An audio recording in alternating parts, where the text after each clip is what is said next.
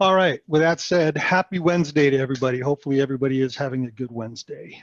Um, as Lexi mentioned, my name is Matt Royal. I'm with Amazon Web Services. I am a Windows platform specialist. I spent 11 years at Microsoft, and have been here at AWS for about the last 6.5 years. And here to talk to you a little bit about licensing and support. Licensing, Microsoft licensing, commercial licensing in general can be or can seem very complicated. And, it can be quite complicated in certain situations. But more often than not, it's pretty straightforward, pretty simple, pretty easy to manage. And my goal here is to share some general context as well as concepts to make sure that you understand the basics of licensing on Microsoft licensing on AWS, and can navigate most of that. If you do have follow-up questions, we have a resource here. It's Microsoft at AWS or at Amazon.com, and there's a team of people that will respond to those questions, and we're happy to help you navigate anything that may seem a little bit more complicated than it should. And with that said, we'll go ahead and get started. But we're going to talk about a little bit about licensing options, utilizing licenses on AWS, whether they're your own or ours, license mobility and the concept behind license mobility, and the mechanisms that allow you to bring licenses over to AWS. And then, walk through a couple of basic scenarios, and then we'll follow that up with a little bit about support. At AWS, we're pretty flexible. We try to make things as easy as possible for our customers, specifically as it comes to launching workloads on AWS. If you are a Microsoft shop and you primarily run Windows Server, SQL Server, Exchange, etc., we want to make that as easy and as flexible for you as possible if you're considering bringing those workloads into the cloud. And so you can do it through license included instances where you're leveraging our SPLA and taking advantage of the licenses that we buy directly through Microsoft, or you can bring your own licenses. And there are various scenarios within the BYOL situation that we'll talk about a little bit later and help you understand your options. The idea is to make it as easy for you and or as inexpensive for you as we can. So you can buy licenses from AWS. Those are our dedicated, or default tenancies. So if you want to just run Windows and SQL and run it on EC2 and do so in a very simple fashion, you can do that.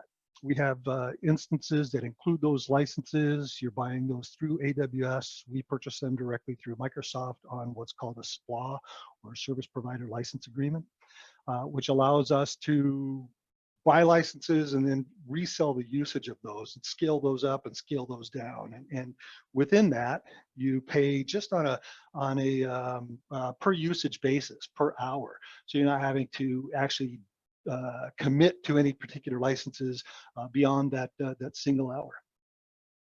You go strictly pay as you go, no upfront costs. Now you can, if you want to, take advantage of some cost savings opportunities. We have what are called savings plans or reserved instances. And so you can commit to them a little bit longer and save some money. Certainly an option. Or you can just go in the utility model, which is strictly pay as you go and pay by the hour. The nice thing about it is it's super easy, right? You know that you're fully compliant. You're running a license that AWS is providing. You're not having to concern yourself with compliance when you go with on-demand or license included instances. And you're always able to upgrade to the most current version. So if you're running SQL Server 2012 and you want to upgrade to SQL Server 2020, you could, or 2019, you can do that, or you can downgrade depending on what your current utilization is.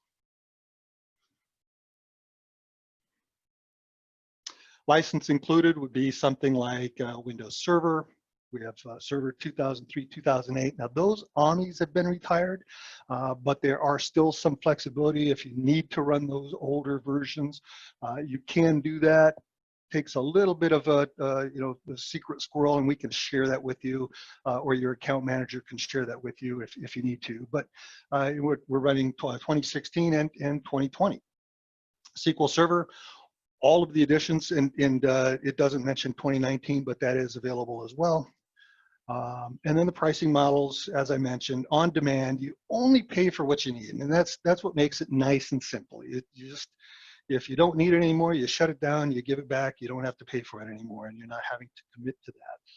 You can, as I mentioned, go through a reserved instance. We also announce savings plans for these. And so if you want to commit to, you've got a very stable workload, you know you're going to be running for a year or 2 years or 3 years, you can commit to that and experience some savings there as well. License mobility.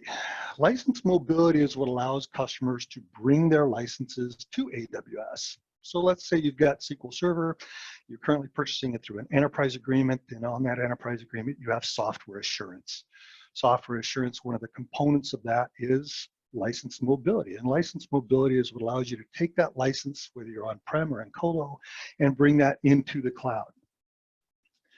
There have been a few changes within license mobility and software assurance that were announced on October 1st of 2019, but they really don't impact this type of usage. So if you're going to go with a default tenancy Windows Server license included instance, and you want to just bring SQL Server over, or Exchange, or SharePoint, or RDS, you can do that through your software assurance, through license mobility. The enterprise agreement that you currently have in place allows you to do that. You must maintain software assurance as long as you're bringing those licenses over, however. So it's not like you can bring them over, cancel your software assurance, and continue to run them in a default tenancy. You do need to maintain that. And it's, again, very simple. The license for the Windows Server is included in the instance. You bring over your software for compliance and verification. We have processes to assist you with that, and it can all be done within 10 days of deployment.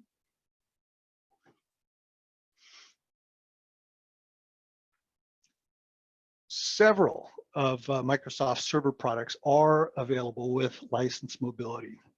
SQL Server, SharePoint, Exchange. As I mentioned, I'm not going to read all of these. And again, basically what that does is it allows you to bring over your licenses. If you've got a SQL Server enterprise license that you want to bring to AWS, you simply spin up the instances with Windows Server included, and load your software, load your bits. You can also purchase SQL Server through AWS if you prefer. But if you want to save your money and you've got an investment in current licenses through Microsoft, through your enterprise agreement, or some open volume license agreement that has software assurance, you can certainly do that. All of the licenses that we sell that are included with our license included instances are per core. So there are no CALs required or no SALs required. And if you're going to bring over an instance, again, I'm just going to default to SQL Server. SQL Server standard, where you're not licensing on a per core basis, you can certainly do that. You are required to bring over the CALs as well for each customer or each client that will be accessing that server. We recommend per core licensing. It's the simplest thing to do, and you will have to license it per core or per vCore, per vCPU, the hyperthreading, not the physical core. You do not have visibility into the physical core, and so you won't be able to license it on that basis. If you need that, we'll talk about that a little bit later. A couple of things that are not available for license mobility.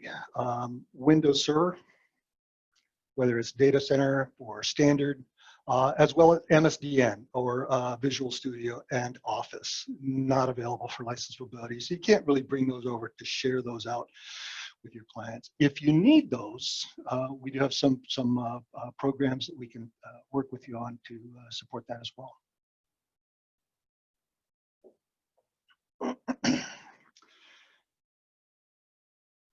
If you have a significant investment in Windows Server licenses, and you want to bring those into the cloud, the only way you can do that, because they are not eligible for license mobility, the only way that you can do that is bring those over to dedicated hosts. So through dedicated hosts, you can bring those licenses into AWS. You could bring over your Windows Server, you can bring over your SQL Server, and it would be somewhat akin to, bringing them into a colocation center or on-prem. You would be running the server license as well as the software license on top of that. There is a caveat to this. Microsoft made an announcement last year further restricting their customer usage of licensing and the benefits of software assurance. Effective October 1st of last year. If you did not have an agreement that was in place and licenses purchased on that agreement that was in place prior to October 1st of last year, license mobility is no longer available for dedicated hosts. It's still available for license included or default tenancy, but not dedicated hosts. It's just a restriction that they put in place last year. So it really only impacts any licenses that you're planning to bring over to dedicated hosts, such as Windows Server, SQL Server, Exchange, etc. If you're planning to bring those over to a default tenancy or license included for Windows Server, that's not a problem. And again, anything purchased prior to that or purchased on agreement prior to that still has the availability for license mobility into dedicated hosts. One of the cool things about dedicated hosts is they don't require license mobility. And I think I misspoke earlier. They don't require license mobility. And so you don't need software assurance. So if you've got perpetual licenses that you purchased prior to October 1st of 2019, you can bring those over to dedicated hosts as well, much like you would on-prem or in a co-location center. It doesn't require software assurance. If you have software licenses that you've purchased on an agreement prior to October 1st and want to abandon software assurance, you no longer want to pay that additional license tax, you can do that through dedicated hosts. So any perpetual licenses that were purchased prior to that period of time can be brought to dedicated hosts. Pretty good opportunity to save a significant amount of money. I think software assurance runs something like 80% of the cost of the license over 3 years. If you find you're running older versions of the software and you're really not looking to update and take advantage of the upgrade rights, abandoning software assurance and bringing those over to dedicated hosts is certainly an option. And we'd be happy to help you navigate through that.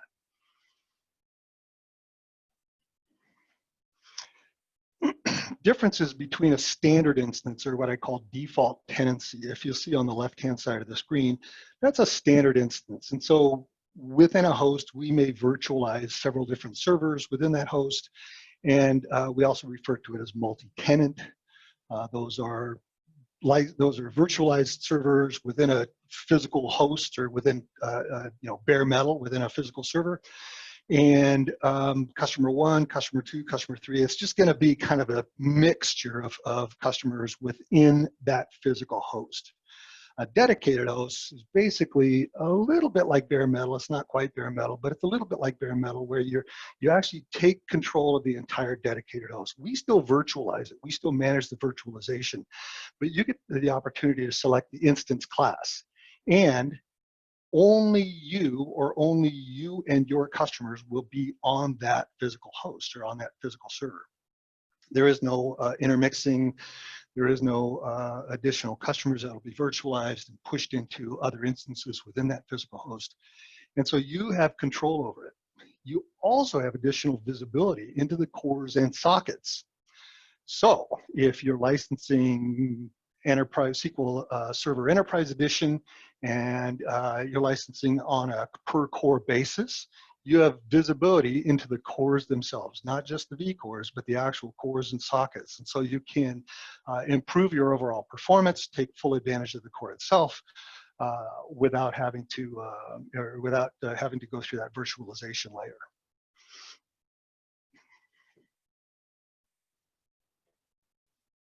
Deploying on dedicated hosts.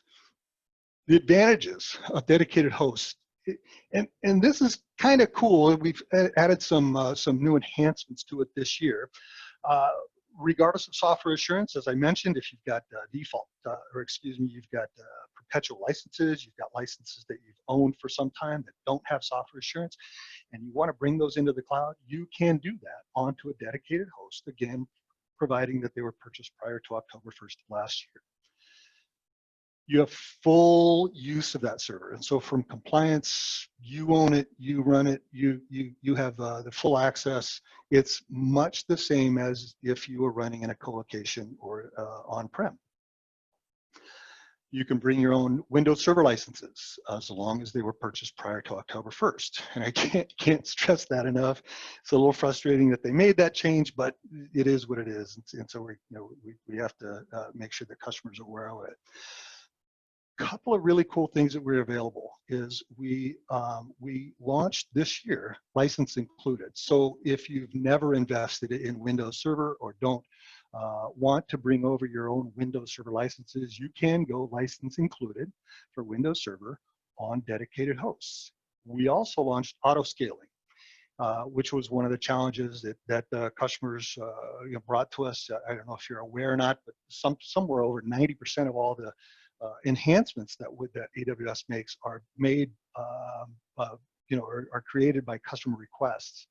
The rest of them are done for compliance, et cetera. But a lot of customers were saying to us, hey, dedicated hosts are great. I like the fact that I can bring my own licenses, but I can't auto scale within that. And so we launched that this year.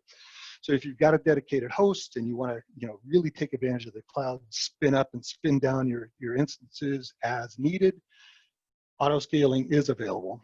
And with license included, you can auto scale very easily. Challenges, you get a little bit less elasticity. If you plan to do a lot of auto scaling, if you plan to do a lot of flexibility, if you're really not sure that you've got some, so that your workload is really stable or really static, if there are some spikes, then dedicated hosts probably aren't the best solution for you. We want to steer you toward default tenancy or maybe even spot instances, depending on your particular need. And the other challenge is that they support a single instance type. So if you're going to run R5s, they all have to be all R5s within that dedicated host. So you can have a mixture of sizes, but they all have to be the same instance type, meaning R5 8XL can be mixed with a couple of R5 4XLs, but they all have to be in the R5 instance family. So if you're looking at a static workload, something that doesn't change a lot, dedicated hosts are a great option for customers, especially if you own your own licenses and you want to leverage that existing investment into AWS and not have to double pay, then certainly a great option.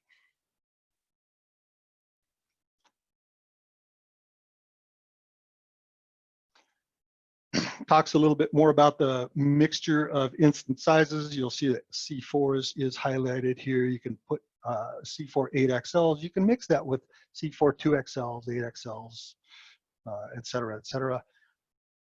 If you're leveraging SQL Server Enterprise Edition and you want to maximize the efficiency of the per core license, this is really the best way to go.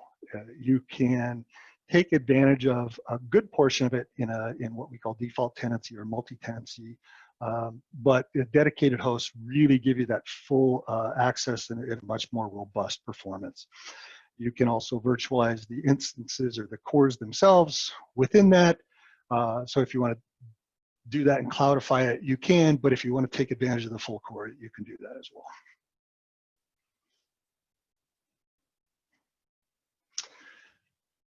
Bringing your own licenses to AWS, specifically dedicated hosts, is really fairly simple. It's easy to do. Basically, you just import the VM images. We import them into S3. You can use SMS to import them. Activate the config. allocate the dedicated hosts, and then launch into dedicated hosts, and auto scale if necessary within dedicated hosts as well. Dedicated hosts themselves do not auto scale outside of themselves. And so if you've got a dedicated host that you're committing to, that you're utilizing, you can auto scale within that. But auto scaling out to additional dedicated hosts, there's a little bit more of a config that you need to do for that. It's not specifically auto scaled the same way.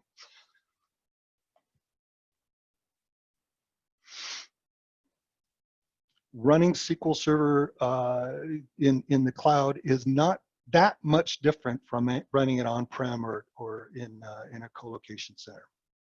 You can, ever since I think it's SQL Server 2014, you can license a passive failover without having to buy a second license for it. As long as you're doing a BYOL, whether it's in license included or dedicated hosts, you can have a passive failover without having to buy a second license. One of the downfalls to license included is going license included, you would need to license both of them. But if you're doing a BYOL, whether it's in dedicated hosts or default tenancy, you can spin up a second instance, go ahead and load SQL Server 2014 or higher, as long as it's not doing any work. And what I mean by any work is it can't be doing reports, it can't be doing anything other than just simple passive failover. You don't have to license that second instance. Caveat to that though is if you're licensing one in dedicated hosts, the passive needs to be in a dedicated host as well. And you also need to license the server, the underlying Windows server infrastructure, or Linux server if you're going SQL on Linux.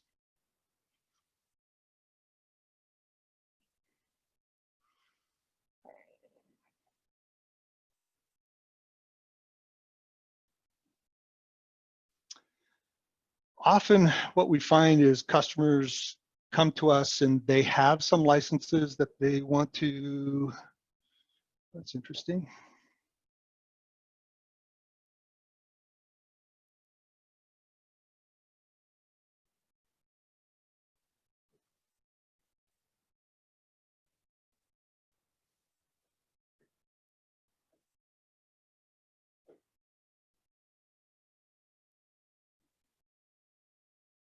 I apologize. PowerPoint decided to quit on me.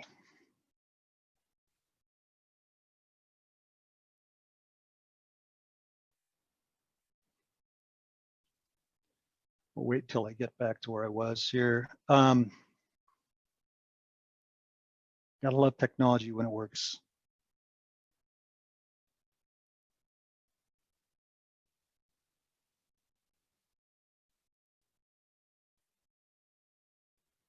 Okay, going back. Often customers have an investment in existing licenses and they want to bring those into AWS. But then they also have, and those are great for static workloads or, standard workloads, but they also have some spiky workloads, and they have, workloads where they're a batch processing where they run it maybe twice a month or something like that. And the cool thing about AWS is we're very flexible. It's not all or nothing. You don't have to go all dedicated hosts, all BYOL, or all license included. You can go a mixture of those, and we look at that as a win-win. If you want to go with the cost savings and the stability of dedicated hosts with a BYOL model, leveraging your existing investment in licensing, you can do that. If you also want to be able to have the flexibility to spin up additional instances at a moment's notice, at the drop of a hat, you can do that as well. It's not one or the other. You can do both, and we can be very flexible, and we can help you with that. If you want to do some license included and some not license included, BYOL, you can do that as well. Dedicated host mixed with default tenancy, you can do that as well. It can all be done in the same account or within multiple accounts under an organization. Again, very flexible. We want to make sure that we're doing it the way that fits you the best. So boiled down, this is all you really need to know. And I mentioned it, it can seem complicated, but it really can be boiled down to something fairly simple. If you want to go license included, you can do that. And that's great for on demand, or if you've got some spot instances, you're just going to run a quick job or it's a batch job. You want simplicity, just pay as you go pricing. I don't want to worry about licensing. I don't want to worry about compliance. I just want to just get my job done. License included is a great way to do that. License mobility.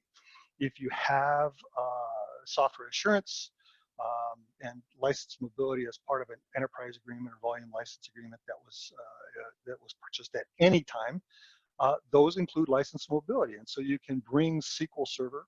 The only things you can't bring are Windows Server and MSDN and Office. But you could bring SQL Server or Exchange or SharePoint or something like that to what we call a default tenancy or multi-tenant instance. So when we provide Windows Server and the underlying infrastructure, you bring your own application server. You can do that through license mobility. And then BYOL, if you've got Windows Server or SQL Server and you want to bring those into a dedicated host, that's another option, as long as it was purchased on an agreement that was in place prior to October 1st of 2019. MSDN was also available for either dedicated hosts or dedicated instances. And so if you've got Team Server or Visual Studio or something like that, and you want to bring that over, you can do that, again, as long as it was purchased on an agreement prior to 10/1 of 2019. It can be very simple. If you have any questions about this and you really just want to specify your particular scenario, reach out to your account manager or reach out to Microsoft at Amazon.com, and we'll get those licensing questions answered for you.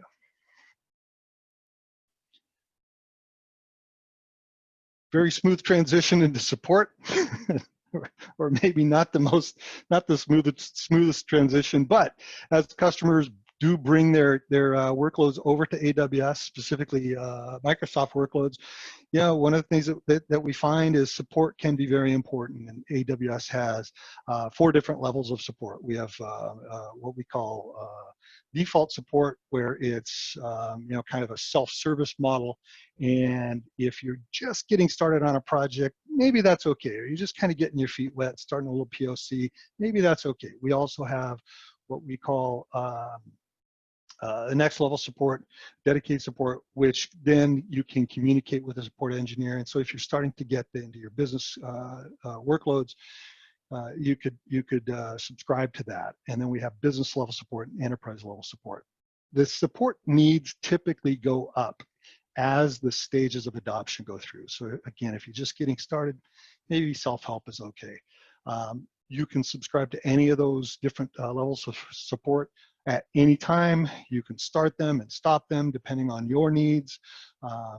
There are some cost implications associated with that, and I strongly recommend you reach out to your account manager about support if you need it.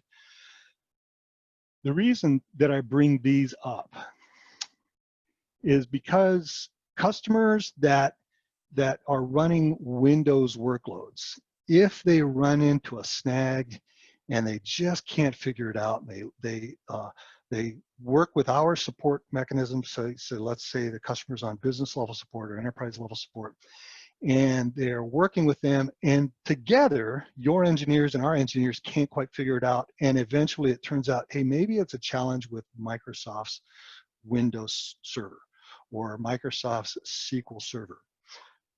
Our engineers, because Windows is a first-class citizen on AWS, have access to Microsoft's Premier support. And your case can be escalated to their Premier support on your behalf if it is determined that it truly is a Microsoft issue. So you don't necessarily need to maintain that high level of support. When you're working with AWS, Microsoft workloads, you don't need to maintain support in both places. Reach out to AWS first. Engage with our support engineers to identify the challenge, identify the problem, and then work through that and triage through that to identify whether it's an AWS issue or whether it's a software issue. And if it turns out it's a software issue, we can escalate that on your behalf for our customers.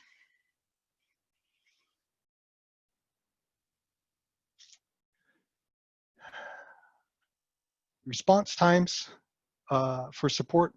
As I mentioned, we have developer level support, self-help, then developer level support, then business level support, enterprise level support. I strongly recommend customers go to at least developer right off the bat, just because that way you can at least get a good answer. You can engage directly with an AWS support engineer, a cloud support engineer to get those answers. Business level support, which is really cool, includes a dashboard called Trusted Advisor. Business level support is a paid level of support, but you get a lot. You get the break fix kind of a thing. If something is a challenge, you can call an AWS support engineer or talk to one on the phone or chat with one via chat if you feel more comfortable with that. But it goes beyond that. There's a dashboard we call Trusted Advisor, which is 4 different pillars of support, including performance, security, cost optimization, and performance, security, cost optimization, and I'm forgetting the 4th one now. The really cool one though is cost optimization. It will proactively point out opportunities for you to reduce your costs without changing the performance on your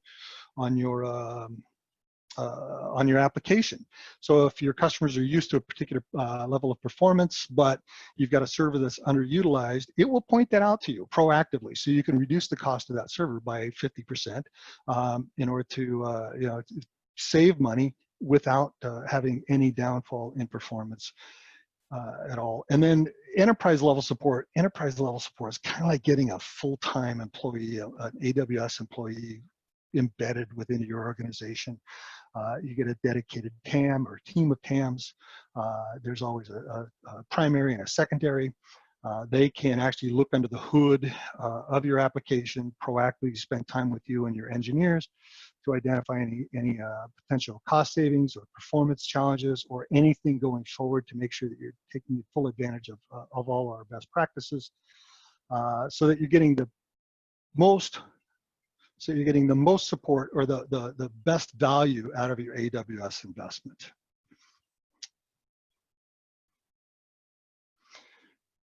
It all starts with your account manager. And if you have any questions at all, please actively bring those to your account manager. Your account manager can then connect you with the right resources such as the solutions architect to help you kind of brainstorm a little bit or work through a well-architected review. Technical account manager or TAM would be included in enterprise level support. Professional services are another resource that your account manager can bring to bear. And then the support teams and concierge, and then specialists like myself, if you are licensing specialists or SQL specialists or Exchange specialists or .NET. If you have any questions around that, it all starts with your account manager. Always reach out to them first. They should be your primary point of contact, and they should be able to act as a quarterback and hand the ball off to the right person. And thank you. Looks like I finished up right on time. Sorry I rushed through that last little bit, but wanted to make sure that we cover the licensing piece as in depth as was appropriate.